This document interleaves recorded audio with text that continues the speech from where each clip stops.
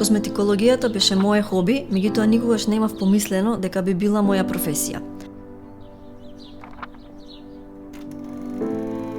Запишав студии на 30 години со цел да стекнам поголемо знаење за козметичките производи кои си ги изработував претходно сама за себе дома. Така некако започна приказната и спонтано моето хоби стана моја професија.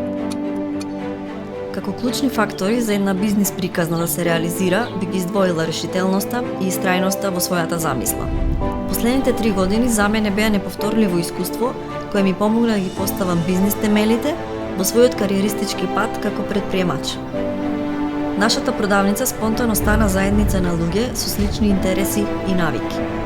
Со оглед на тоа што водам бизнис за органска козметика, грижата за клиентите и нивното здравје ми се во секојдневната бизнис агенда, а индиректно со тоа влијаеме и на поздрава околина. Не чекајте други да ги креираат вашите кариеристички и финансиски состојби, почни сега со тоа што го имаш и со тоа што го знаеш. Како најголем успех го сметам процесот на креирање и развој на нов производ. Многу влијанија и фактори се испреплетени во само еден производ.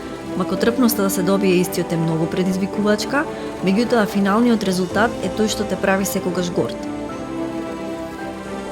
Иновациите во бизнисот се предикат за успех на истиот.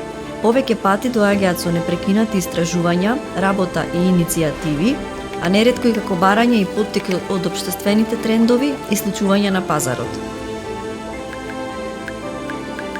Па мојата борба е да ме објаснам дека кожата нема пол и еднакво треба да ја негуваат и мажи и жени. Сите жени кои сакаат да започнат свој бизнис би ги посоветувала да не чекаат други да ги креираат нивните кариеристички и финансиски состојби, да започнат веднаш со тоа што го имаат и со тоа што го знаат. Патот не е лесен, но истрајност и упорноста на крај ќе го дадат посекуваниот резултат.